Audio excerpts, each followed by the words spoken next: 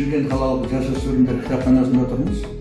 Біздің бұрын-соңды жарық көрген кітаптарымды арнайы ала келдім. Осы кітапхананың кітап қорында тұрса деген ниетпен. Әр кітабымды 5 данадан әрқайсысын алып келдім. Бас аяғы менің 13 түрлі кітабым жарық көрген екен.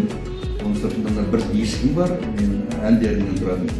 Қысқасы бұл кітаптардың ішінде прозалық кітаптарым бар, менің поэзиялық кітаптарым бар.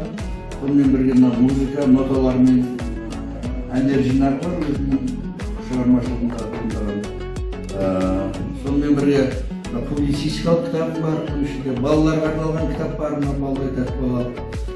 Кейбір шығармаларым менің басқа тілдерге аударылған, аяқталмаған ән деген кітабымның қырғыз тіліндегі нұсқасы бар, бітпеген ар деген.